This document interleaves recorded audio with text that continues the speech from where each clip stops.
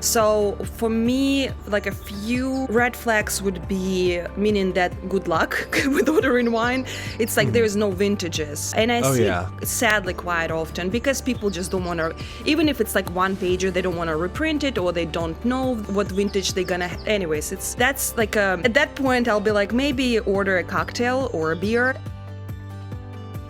Thank you for listening to Serves You Right. My name is Andrew, and if this is your first time tuning in, this show is for servers and bartenders, those in the restaurant industry. I've been in that world for the last 20 years, and I've done everything from barback, bartend, all the way up to general manager. Made pretty much every mistake in the book, tried a couple things, and now I'm looking for people who have existed in that world, done it well, and have stories, tips, and tricks to share with us. On that note, today I have a fun one. Anya. Anya of Wine with Anya on Instagram. She has an interesting story. She came over here from Russia. She got a job eventually in distribution. So she's seen both front of house and that side of things. We get to talk about wine, what to know about wine, how to sell wine, and so much more. So if you have any interest in wine, if you've ever thought, maybe I could stop doing the whole service thing and switch over to the distribution side, this would be an episode to listen to. And without any further ado, here is Anya. Wine with Anya. Why did you start that? What are you doing with wine on the internet? So it's actually been an interesting project for me to approach social media and in particular wine industry on social media, because I'm coming from background working at the restaurant, then getting my certification from the Court of MS, and then working in corporate world, working both with restaurants and retail in New York, in the city. And then I quit. I kind of got like burned out from the industry. Just like one day I decided I don't want to talk about wine. I mean, I still kept drinking it.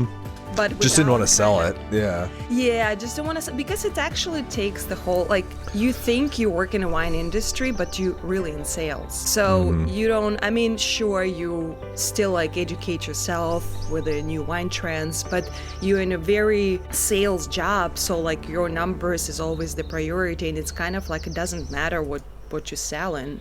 So I think that was the major part for me to sort of say, okay, I'm done with this. And then I actually went completely 180. I started my own company in wellness, sort of. It was a subscription box with all of this like a yogi goods, because I do exercise and I do yoga. And so that didn't work out quite as well as I hoped it will. Social media was kind of always present in my life. I tried to be a like lifestyle influencer. I took plenty of courses that, will teach you how to start your account. And then I did finally found like a social media manager lady who just basically told me, listen, like you have to niche down and you have a perfect subject that you're expert in and you worked and you know different sides of it. So why don't you just do a wine account, and maybe then later on you can add some things to it. And so that's how, and I was like, okay, you know what? Why not? Like, I can try that. And at that time, I already kind of rested from that burned out situation from my corporate job. And it was just kind of like a natural solution for me. So that's how Wine with Anya started. And at first I just posted some of the old content that I already made for my other like a lifestyle account. And little by little, I start noticing it start growing naturally without me like overthinking it. And then I start investing more time in it. And now I'm at 17K at the moment. So, and it's been also a very interesting journey because again, it's still wine is a core of it, but there is now a social media part, right? Where people with no pictures or no real names can attack you. And, the kind of like a joke is like, it's just a wine account. It's not even a political thing or something like with like very serious, and people still find like so offensive, like I'm talking bad stuff about their family or something. Yeah, it takes only a feather's drop to offend some corners of the internet. I have a strong rule that I abide by in every channel. If you are uncivil, I block you. Like, no question. I'm getting to that point. I constantly thinking about it. I do know that people react in either good or bad way is still good for algorithm. So I'm still kind of in that on a fence, like whether I should use that as the trigger for my post, for algorithm to push my post, or just for my mental health, just block them. So I might will get to the point I'm going to be blocking them because it's actually same people. It's funny. They're not even my followers. I just to be clear too, I'm not saying that anyone who disagrees with me or says something negative I block. Oh yeah, it's the needlessly hateful people that come out of nowhere. It's like if I'm talking about something and someone disagrees, cool, even if it's a little bit intense. But if I'm talking about something and someone comments like you're ugly and stupid, I'm like, okay, like there's no like, why feed the trolls? Doesn't make any sense. But and there is things that you can learn from somebody's criticism. Like the other day I posted a video of a person opening the wine, and he put the wine on a table and cuts the foil incorrectly, and that triggers a lot of emotions because it was triggering video. I can see that. There's actually two people who told me, and one of my critique was major was the foil was cut incorrectly, and then the other one was that he put the wine on a table. When I was passing my exam, like we hold the bottle, I never put it on the table. You can put it on a stationary table that like you attach, like not the table that people served at. And then actually one girl wrote me that there is some like Italian association, it's required to open on the table, on the dining table of their people. And I was like, wow, that's interesting. It's like a safety thing. So I never heard that. And then I actually looked up at the Court of MS instructions. They're like 4 ways of opening white wine bottle. One is in a bucket, and actually the last one was you are allowed to put it on a table if there is like enough space. So I was somewhat wrong, and I have no problem saying that. Or you learn that they added an 8th grape in champagne in pink Chardonnay or whatever the name of it. No idea. Yeah. Things evolving and changing, but I hate when people just using it as like, oh, you didn't know that? Well, you certified sommelier. I was like, yeah, there is many things I don't know. I never claim I know it all. So. Yeah, the holier than thou aspect bugs me. I think that is a good segue into kind of where I wanted to go from wine with Anya. Not everyone who is in hospitality or serves wine or works around wine goes for certification. So I was wondering, how did you decide to do that and why? Well, so when I moved to United States, as like a very common path, I end up working at the restaurant, but I was raised with the value of education. And while I didn't really want to, I didn't want to grow my career in a restaurant business, I always was interested in wine. And even like without any really knowledge of what I'm going to do with this, where I'm going to take that certification. And plus to that, I watched the movie The Sum. So that really made such a big influence on me. And I was obsessed. After that, I was like, oh my God, those people, they know so much. It's so fascinating. So I looked up that there was a course. It's a 10-week course. I forget, actually, they changed the name a few times. It used to be French Culinary Center. Now, I think they switched it to International Culinary Center. But it's a pretty well-known establishment in New York City. It's located in Soho. And it's mostly culinary school, but they had a program where their passing rate was like close to 100% for a certified examination, but you take in 10-week course. So yeah, that's what I looked it up. I found it was very expensive for me at the time, so it took me a few years to actually save money to do that. And that's how I got my certification, because I really knew something about wine. I didn't know that much, but I figured that will be such a great way to expedite the learning process and to have that certificate. So at least it's something, because I had education in Russia. I have a master's in marketing, if you translate it to English, but who cares? The University of Siberia. So yeah. So is it actually the University of Siberia? Yeah, they also changed. Yeah, it's something like that. They changed the name also recently. So yeah. Okay. But yeah, I'm from Siberia. No, that's awesome. And so that's how I kind of came up with that idea, and I, obviously don't regret it. But I didn't realize I actually got so much hate, even by talking to people. When I applied for my corporate job, I worked for Southern Wines and Spirits. And when I applied, I just was meeting the team and everything. I didn't know that it's even going to be a point that they will be like, oh, another one with certification. And I was just like, what do you mean? And it's coming from people with 20 years experience. And I feel like I was 26 or 27 at that time. And they looking down at you sort of as you are a newbie, and yet you have this certification. So that was a weird part for me. I didn't know that you can hate somebody for actually wanting to learn something and get certification and passing a difficult exam. So yeah, I understand it in one sense. I've heard this term in reference to job applications where it's like certification arms race, where everyone is now trying to add certifications on certifications, coming from good schools, getting all that, and you have these kids that are coming out of college at 22 with all these certifications and no experience, and they think they know how to do everything from the get-go. Not saying that's you, but I do see some people, yeah.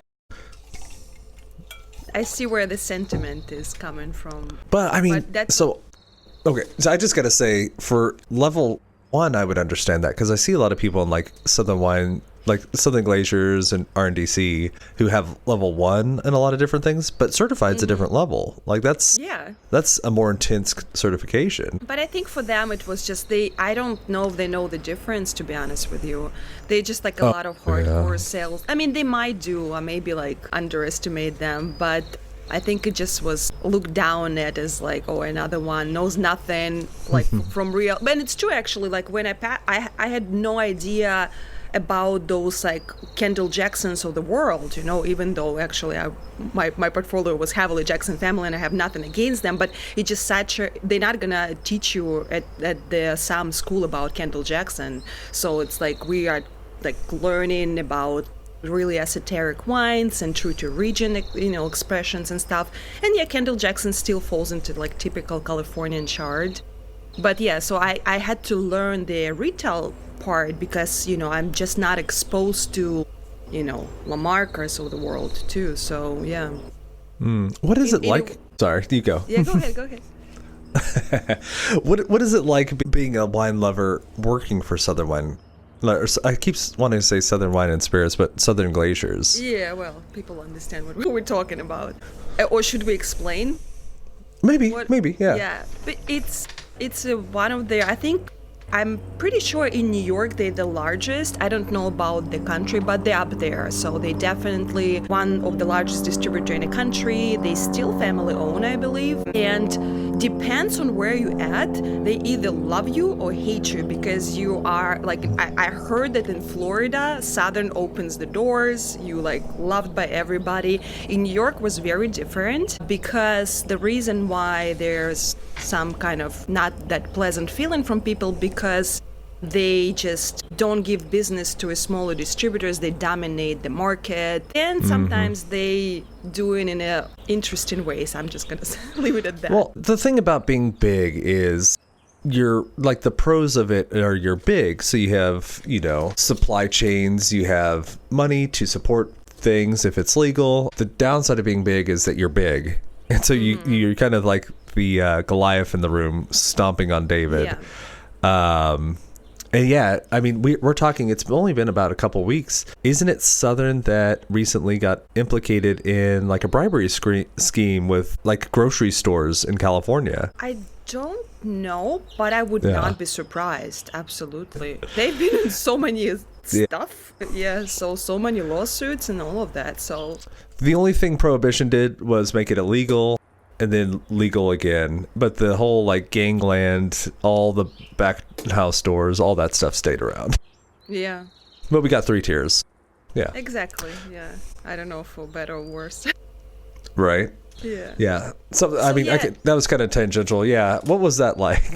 Yeah, so it was, it was, for me, it was, I absolutely, when I got the job, I was so excited. I got my expense account. I got a normal, like, it's still, you still work like a little bit of an odd hours, but not anything compared to a restaurant job. So you still have, your weekends off and, like pretty normal schedule. Yeah, you do have sometimes like late nights because you like entertaining somebody and taking them out. But otherwise it was pretty normal schedule. You have good base salary plus the commission. So I was absolutely excited to do this job. So at first for me it was an upgrade, but then you learn quickly that it's so many doors gonna be closed for you, not personally for you, but because you're part of such a big corporate company that some people have a very strong negative feelings about. But honestly, I can't really say anything bad. Like, it was fun. It was hard. Like, my first year was absolutely difficult. And being this kind of like a young girl that doesn't take no for an answer was an advantage for me, because I would just kind of like, whatever, to the next one. And then I did really well for myself. So I actually still have my former colleagues like calling me and telling me that they miss me, and even my older customers and stuff. And I had a couple of, success stories that, was probably still mentioned at some corporate meetings. In hushed tones, the cases that you moved. Yeah. Yes. So no, it was a great experience, and I met a lot of really awesome people. That was another like really good part about it. That's again became my friends, and we still keep in touch. And yeah, I really, yes, there's some like part like that, you walk in and you kind of feel bad that you work for Southern when you walk into an account. But then some people where they were like, no, it's fine. Like we still, we cannot order from you, like we still order in all the liquor. Like there is no way around it. But there, of course, there's some accounts that like you just don't walk in there because they don't deal with Southern at all. Like kudos to them. I don't know how you do that, but yeah. Yeah, no. I mean, you could cobble together an account. I'm in Omaha, Nebraska, but yeah, I'm just thinking off the top of my head, it's like Tito's. Tito's is such a big mover. Yeah, and just like all the different wines, they are hands down my biggest order every week. They just are. But yeah. I mean, if you look in their portfolio too, it's so big. Like there are some real gems, and there's also mass market and everything in between. No, and we had a pretty good portfolio. It was Jackson family based, but not KJ. So we were out. It was a Liberty Wine Selections. That's they call our division. Is that like the Spire collection kind of thing? No, we actually didn't have Spire collection. Oh, Spire okay, collection cool. was actually with another distributor, not with Southern at all. So you can see why they would do that. Yes, thanks a lot, Prohibition.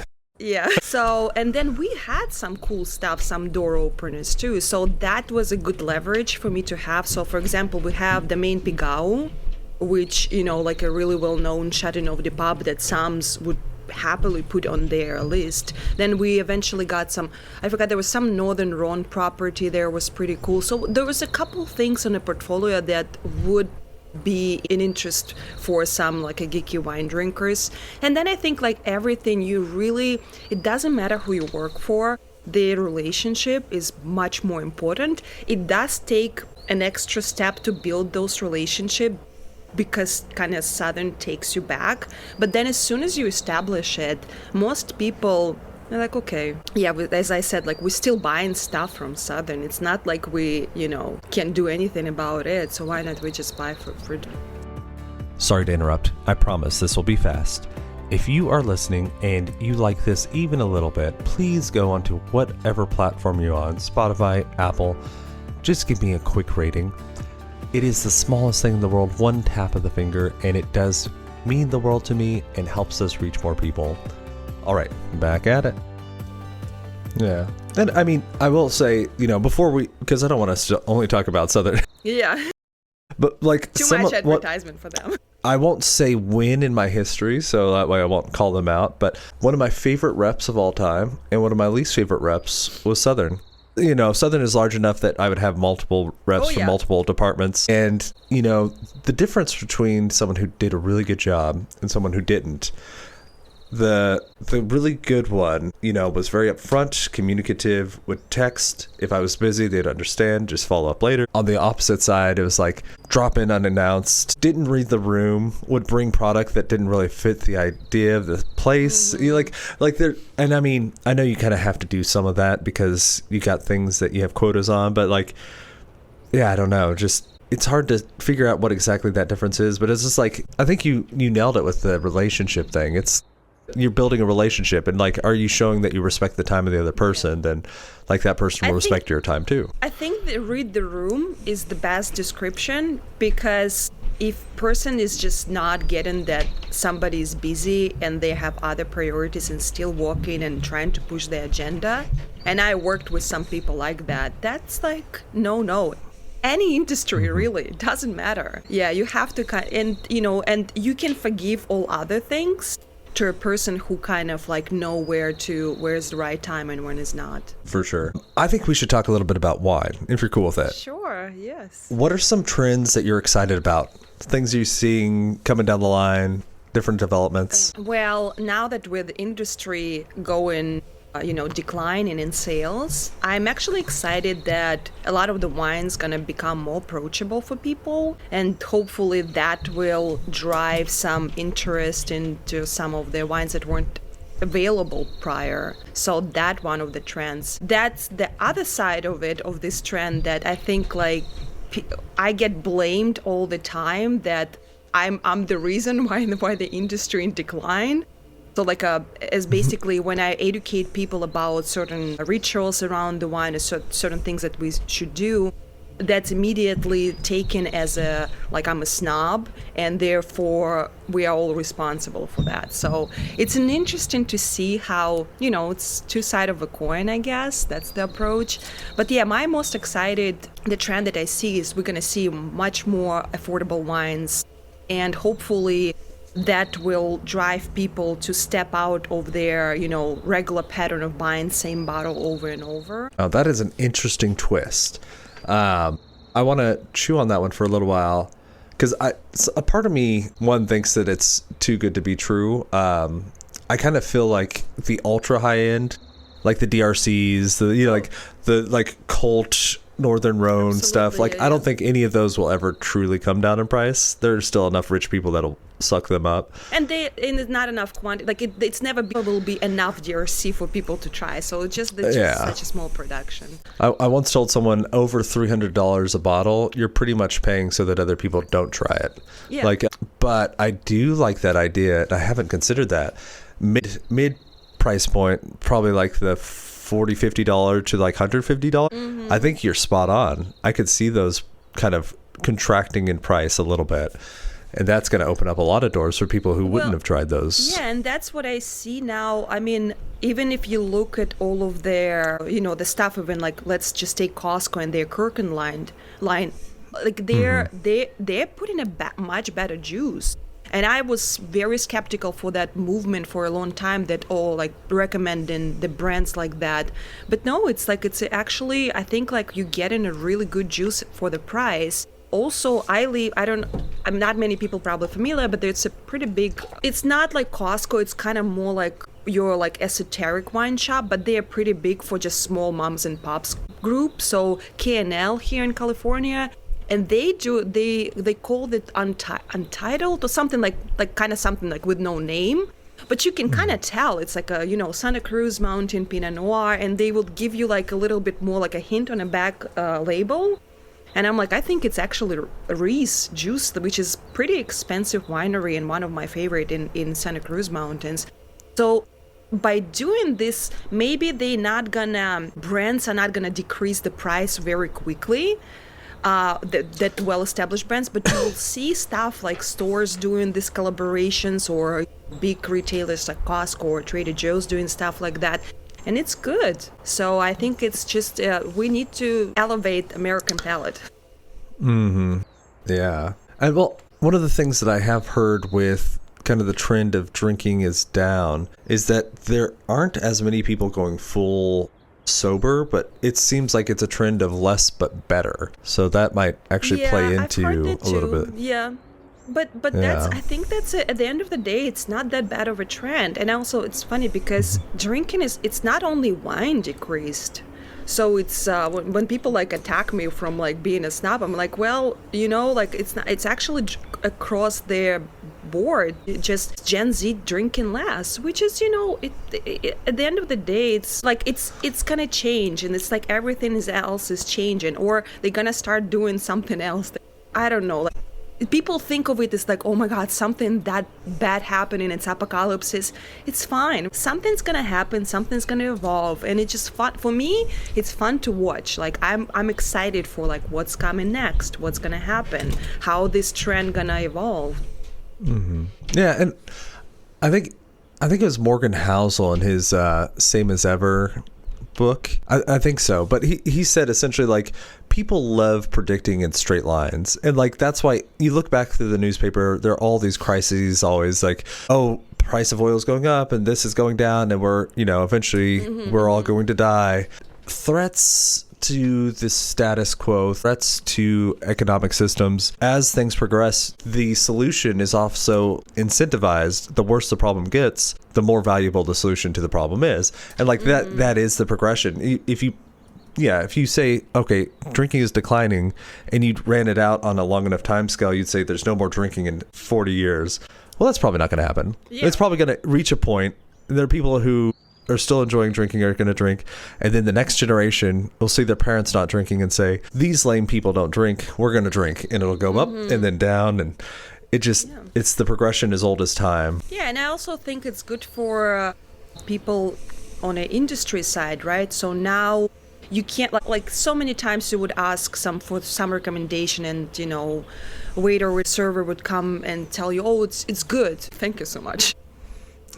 Heck yeah. Show me what's bad, like, so I know. And like maybe that will make them, incentivize them to, learn a little bit more, to get more knowledge about the wine, because, it's also very common for you to come to a fine dining restaurant where people, unless they have a somm who really build the wine list, but you're not going to get any help from a server. So I think it could be a positive thing. Yeah. No, that's a cool point. And I think let's dig into that. If you had to go back and let's say you couldn't have done the course because a lot of people who are listening may not financially have that money to be able to go through that, how would you learn about wine? So I've always been learning even before the course. So, and I definitely went through that. They call it when you know very little, but you think you know everything. Dunning-Kruger. Yeah. Oh, yeah. I was like a perfect example. I remember, so I basically knew that Malbec is red and Sauvignon Blanc is white, and a couple other varieties that were. That is more than some of the applicants to my restaurant know. So kudos on you. Yeah. So I went to an interview to apply for a server job to another restaurant, and the owner, I think that was an owner, was interviewing me, and he was like, well, you wrote that you have a strong wine knowledge. So like from 1 to 10, what's your wine knowledge? And I was like, well, probably 8. And he asked me, what are the grapes of Bordeaux? And I was like, what are the grapes of Bordeaux? Like, what are you talking about? And only red, like he's just like, what are the red grapes of Bordeaux? I was like, oh, okay, no idea. So I had no clue. I have to jump in there just real fast. I have a good story with that too. It was after I had my certified, I applied to a place and sat down, and the guy was like, I asked this to all servers, but, can you tell me the grapes of Bordeaux? And I said, red or white? And he's like, you're the only one who's ever said that to me. Everyone else, like, they just start trying to name them. Yeah. So, yeah, and then the other and then I was like, kind of like that, it finally hit me that I know nothing. Of course, I didn't get the job, but he was kind of like, he was very nice to me. He's like, wow, like, I was so shocked when you said 8 because I consider myself like maybe 3. So, yeah, but after that, I realized that I know really not that much, and I start listening. Gary Vaynerchuk. I don't know if you know him. I feel like Wine Library. Yeah, so I was listening all of his stuff, and like, of course, you like exposed to more regions, to grape varietals, and all of that. I think even if I didn't have the opportunity to take that course, I would eventually just learned it myself and just used their, even back then, I passed my certified, more than 10 years ago. So then, and back then it was already stuff available on YouTube, and now it's so much. It's like you don't even need a course. It's everything is available, and it's so many great materials. And you can, not only that, you can reach to people, a lot of people in MSs online, and they will respond to you. So I feel like you can learn it. And there are more tasting books written by MSs now than when I started. Are you familiar with Tim Gazer? No. Man, you should check out. So he runs a blog. He's actually a great writer, but he wrote a book on how he teaches people to taste and his theory about tasting. Okay. And yeah, it is legit. It's what I've given to my servers, told people to read when they're asking me how to learn to taste. Like, there's so many resources, and like, I did my certified, I think it was 2014, so I'm the same boat, about 10 years ago. I think I'm 14. I'm not sure. Like, that was their year, I think I passed. Back there, yeah. Were you in Arizona? Did we do it together? No, you never know. It's New York. Yeah. I flew to Arizona. Oh no, we drove. I drove to Arizona to do it. They don't, or at least they hadn't offered a certified in Santa Fe for a while, and our whole study group just like, let's go. What was the certified like for you? Just curious. Like, what do you mean when I was at the course, like when I was preparing for exam, or after? No, like the actual exam. Yeah. The actual exam was actually, well, the most difficult part for me was actually the service, because it just, you're in front of people and you just, I get my hands are shaking and all of that. So, but it's actually technically it's kind of the easiest if you think of it past the time. But yeah, I mean, it was, I had an amazing group of people, and we were like, I think I heard on one of your podcasts you were saying that you guys like were studying together and tasting and all of that. So that's kind of the same thing with me, and I still keep in touch with some of them. But the was difficult part for me was some of them were super experienced. They were like coming from like Michelin star restaurant experience, and I feel like they knew more than, well, they probably didn't, but it seemed to me they were on the same level, because all of the teachers in the class were MSs. So you're not allowed. Yeah. So that was a really cool advantage of that course as well. So I think that's the reason why I took it too, because Dustin from the Sam, I forgot his last name. I had like total crush on him, and he was one of he only taught one lesson. So total focus. Yes. Yeah. I was like, I think I even remember what lesson it was. But anyways, so, and it was a really fun time. And we would, after classes, because they would start at 9 and we would finish at 2. And we would go somewhere, not every day, but quite often, and like drink wines. And a lot of people were in industry, so you go to their places as a bunch of people, and they will provide, and you can have a tasting group. So, and at that time, Laura Anya, one of them female MSs, I think she's one of the first, she opened cork bars in New York where you can go, and she was very nice, like in between this, like slow hour, you can get a blind tasting flight. And then there will always be people doing the same thing as you do. So there was, and I think like New York, of course, is the great place for that. You can find, there was a Lambrusco bar. I don't know if they still open, but like you can go and like have all sorts of Lambruscos to try. So odd, So yeah, no, it was absolutely. We struggle to get Lambrusco here. Yeah, that's crazy. Yeah. So no, it was absolutely awesome. I think it's a great way. It was actually learning, like a new learning experience for me, because in Russia we don't learn in groups.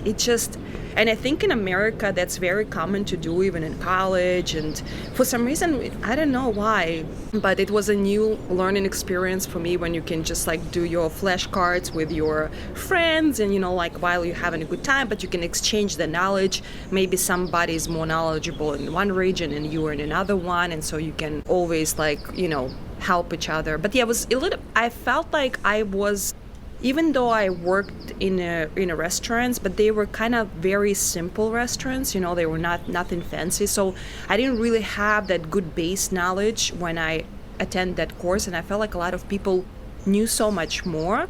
But that just makes you study harder. So yeah, it's a great times and highly recommend.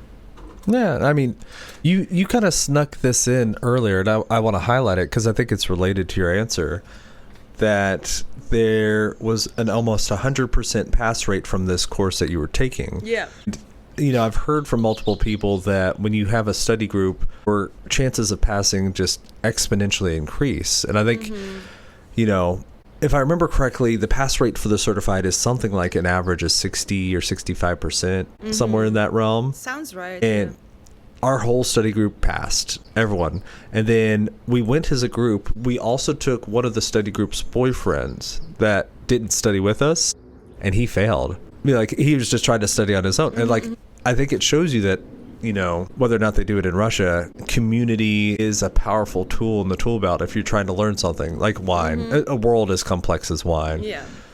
So. Well, that's, I mean, and I guess that's what they say, you know, like it's, if you're surrounded by a certain group of people, you're gonna become like them, you know. So I think it's kind of the same idea. So you can't really, if people around you studying, learning and all of that, so you're gonna kind of, even though you maybe not on the same level with them, but you're gonna eventually catch up. Cool. All right.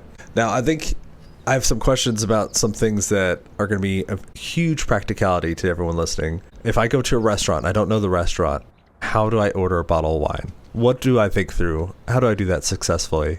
So there's a few approaches to that. I think it depends on what restaurant it is. So if you kind of, when you open the wine list, if there's even a wine book or just one list. So for me, like a few red flags would be, meaning that like good luck with ordering wine. It's like there's no vintages. And I think sadly quite often, because people just don't want to, even if it's like one pager, they don't want to reprint it or they don't know what vintage they're gonna, anyways, that's like at that point I'll be like, maybe order a cocktail or a beer. Let's take like an average example of it's a decent restaurant. I would always ask for help from a server, or if they have a SAM, like the person who probably built that wine list right in front of you. Of course, it's not always the case, but I would still try that as a first resort to have a successful bottle order. And you can feel by how person respond to you. You take this bottle, it's good. Like that's also how much they're sweating. Yeah, exactly.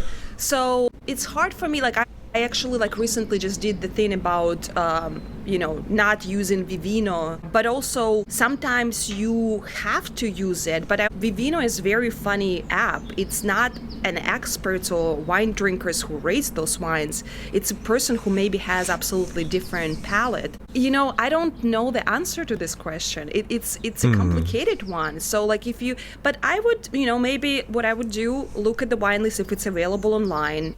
See if there is something that you can see on it that you can, like, you maybe tried before, you liked it, stuff like that. Do your homework, bring your own bottle. That's an option too.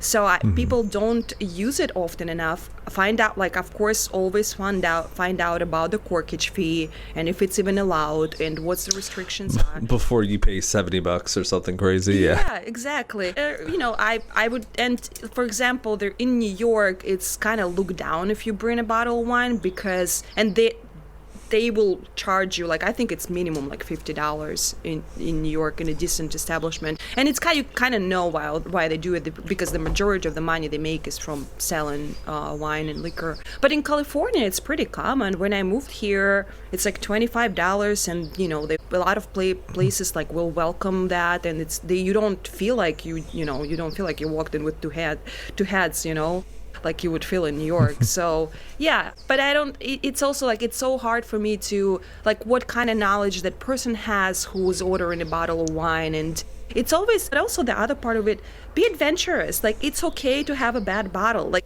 that's the whole, like, or have an amazing bottle. Like, it could go either way. And yeah, and sometimes you just never know. And that's the fun about wine. And for me, that's the most exciting thing. Yeah, and I mean, this day and age too, a bad bottle is not going to kill you. Yeah, and it's the actual dangerous bottles are few and far between.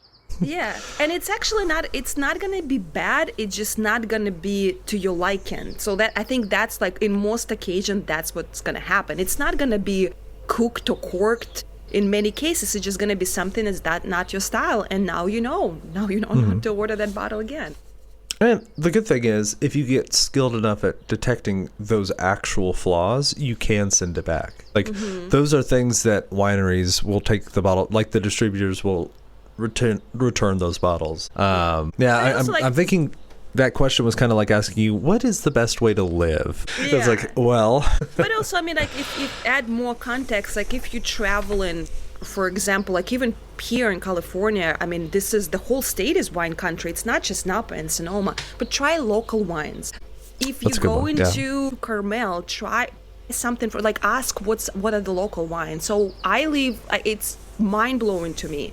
We live near Santa Cruz Mountains. For me, it's the best representation of Californian wines. And you rarely see people ordering, and it's just crazy to me. And of course, that doesn't give restaurant incentive to put it on a list. So I always try to support local winemakers and order local wine. It just kind of like it makes sense that's what they do in Europe. You rarely see anything out of region. If you like try to find Piedmont in Tuscany, on a bottles list you might have like a small section, but it will be heavily regional wine on a list. So yeah, I think this is something that craft beer did better in America than wine. Oh yeah, I think the price of entry is lower, and so the perceived risk is like, well, I'll try this Atlanta double IPA, sure. Yeah. The Corkage one is a good one, too. The caveat with that one, so my restaurant has it. Yeah, I was $30. Yeah. And so, do you, when people bring a bottle, do you encourage it, or you kind of what are your feelings about it? Oh, yeah. So I've seen it through several iterations, and I'm happy to go through all of them. When I lived in Santa Fe, and then when I moved to Tulsa, Oklahoma, both states have a law, you legally can't bring in bottles of wine. So it was a nightmare trying to explain that to people, especially people from California or New York. They're like, what do you mean I can't bring in a bottle? It's like, this thing called prohibition. Every state makes their own rules. In this state, it's illegal. I'm sorry. In that case, heavily frowned upon. And here I'm actually, fully agnostic about it. I will say, I do think it's odd when someone brings in a bottle that we have on the list. Yeah. Agreed. Unless they have the same bottle that's been aged. So a lot of our list, and most lists in restaurants are pretty recent vintages. And so if you have something from your cellar that's the same bottle, say, but 10 years older, that makes sense, But if it is actually purchased down the street, same bottle, same vintage, that seems a little weird. Yeah. But yeah. I do want to, I kind of want to to add to the Corkage. Corkage is not to save them, it's not, the way I approach it, it's not for you to save the money on drinking. It's rather to, in case the maybe wine list is not that great, or you do have the special bottle that you want to drink, to have that option. So I would never the idea of bringing, you gotta maybe save a little bit of money, but it shouldn't be the center idea of why you bring in the wine bottle to the restaurant. So I just wanted to put it on a record so people hear that. So it shouldn't be the main focus there. One of the coolest ways I've ever seen it done, there's a little restaurant in Omaha called Buvette, and it's kind of half restaurant, half wine store. And so you can buy any bottle from their wine store, and the corkage is, I think it's $10, but you just bring it in from the wine store, and so their prices are really fantastic in there. And so you have a whole assortment of French foods, and you've got this huge wine option. They have some stuff by the glass where there's no corkage, but it's just a nominal fee for the people that aren't just getting it from there, but actually ordering it for the dinner table. It's done really well. It's led to some cool dinners. So yeah, I think that's a really cool option. It's not allowed in New York. You cannot do that because you have to have an off-premise, and separate entrances. So, and I'm not sure about California.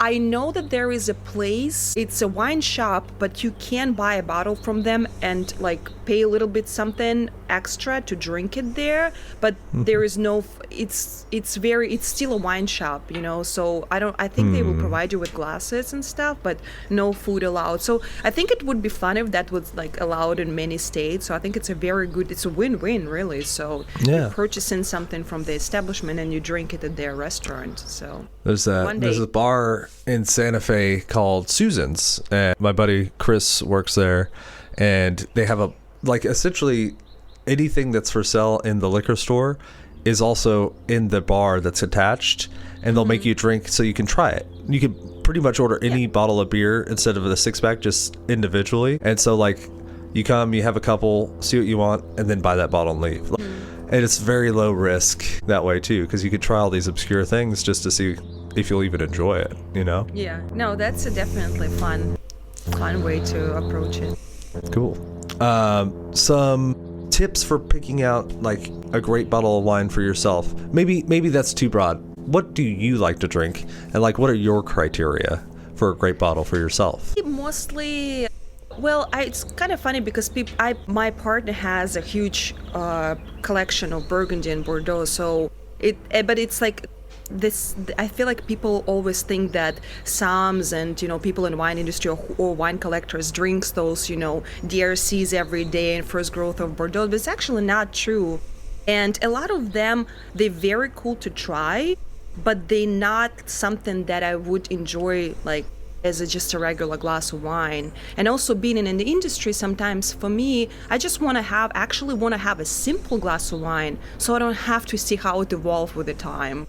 And I don't have to get so much deep into it. I personally, my sort of drinking wine, I mostly drink whites. It's not because I like one more than another. It's just kind of you live in California, it's always warm here. It's just kind of naturally you craving more of that a little bit cooler wines. And then I prefer those, higher acidity, something more fresh. I like northern, if you take any countries, I like that northern appellations usually. I do drink a lot of local stuff from Santa Cruz Mountains. I think they are great. I hate to compare them wines from California to Burgundy, but it's kind of people will understand it when I'm trying to explain it. So it's not that super juicy, jammy Napa Sonoma stuff. It has this little bit of backbone of acidity and still has enough fruit to be California, but just kind of a nice structure to it. So those are just my kind of everyday sort of wine picks, and I don't necessarily I like some, you can buy now this good quality Burgundy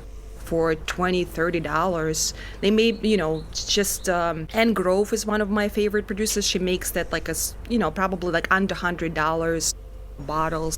So yeah, I don't really, even though I could drink some of the fancy wines every day, but I like to share them. I like to drink it with people who will appreciate it, or not actually, so not everybody would appreciate, but it's fun. Yeah. It's a fun project for me to see how people approach some of this stuff. I mean, my mom is visiting me. She's my guinea pig. She doesn't even know it. So I'll start I pour her some aged Kistler, and she's like, "You giving me this bad wine?" And I'm like, little did add you a couple of ice cubes, Mom. It'll be good. Yeah, don't worry totally. about it.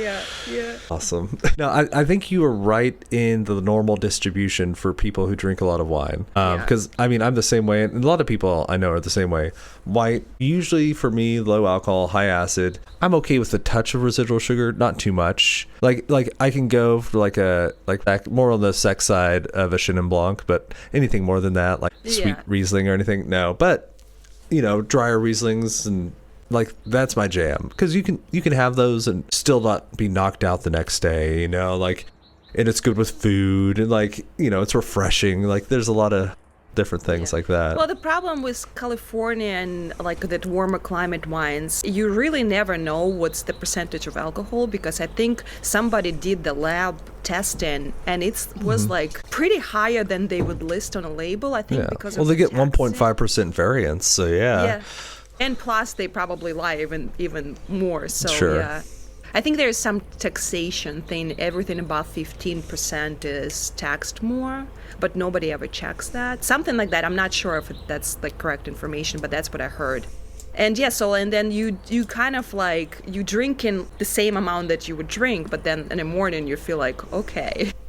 What was happening what happened yesterday? there? Your Aura Ring score goes out of the zoo, so... Yeah, it's either make it purple or something else, but who yeah. knows? On that note, my new obsession, I think it's Campari. Have you heard about the proof of Campari throughout the world? No. They do a similar thing where it's either Campari or Aperol, but I think it's Campari. Based on the country they are importing they change the percentage. And so it's like all the way up to like Jamaica is 28. And I think there are some countries in Africa where it's only like 22.5. And it literally is straight because the alcohol is taxed at different places at different rates. Wow. Like there's nothing about it that's phenomenologically better, just taxed. Yeah, it's almost like the champagne used to be... I think the sweetest one was sent to Russia in the Tsar's time, and the driest one was English people drink the driest one, so yeah.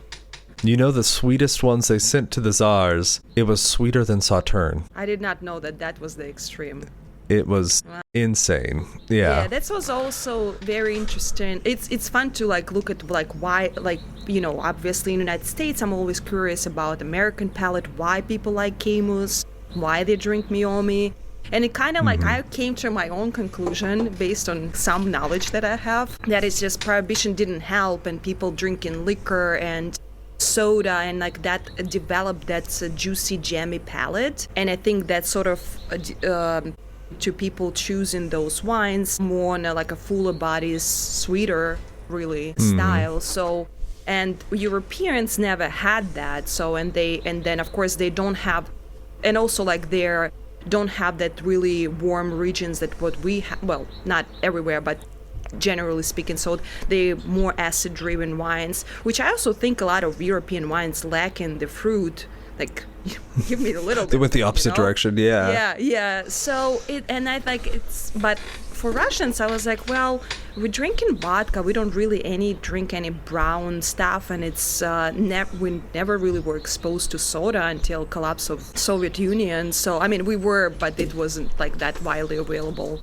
So I've always wondered, why did that like a sweeter choice of drinks came from? So maybe it's historically also like just people consume more sweet stuff because it gives more energy. So I don't know, like it's something for to analyze. I have a theory on that. Are you familiar with Tony Abou-Ganem? No. He's a big... have to write all these names down. Luckily this was being recorded, so you can go back and check it out. But he's a big bartender. He ran I think it was the Bellagio in Las Vegas for years. But he has this thing where he says Americans talk dry and drink sweet. And I think that there is this counterpoint where in France, they talk sweet and drink dry. Like the obsession they have with pastries is out of this world. And so my wife's parents, her mother is French and her father's Russian. And her mom actually met the dad in Russia. They lived there for a long time. She's the first one born here. Like they came over about 30 years ago. Sorry, I'm just going to plug my computer. I'm going to interrupt you. I'm going to plug it in because it's going to die. Yeah, no worries. Sorry about that. Close call. No worries. I'll be able to take that out too. So, back, what is it, like 1800s and even before that, there's a lot of back and forth French and Russia. There's a lot of obsession, I think. And I think that they kind of held on to that talk sweet, drink dry mentality where like there is this obsession with pastries. Like my wife and their family, they have it. I don't know if you and your family have it, but like every meal they want to end it with coffee and a little sweet, like something, just a little something. Or just without the meal, you just drink tea and you have always something sweet, Yeah. So yeah, it's just different cultures, I guess. Yeah. Well, I think we're onto something. If someone's listening at home and they want to learn more about you, find out more about what you do, where could they go and find out what you do on the line? So my primary social media is Instagram. That's where I post mostly. Well, I actually post on many of them, but I would just refer to Instagram, Wine with Anya. So there where I'm sharing my experience, my recommendations, and some fun stuff as well. So people don't take wine too seriously. Yeah, you can find me on Instagram. Cool. So if you're listening to this and you are not a troll, because we don't like those from before. I will have all of that info, all of the links, but mostly the Instagram on the show notes, just to make sure you can find Anya. If there was one thing just before we leave, is there anything we missed or didn't talk about that you feel like would be a shame we missed?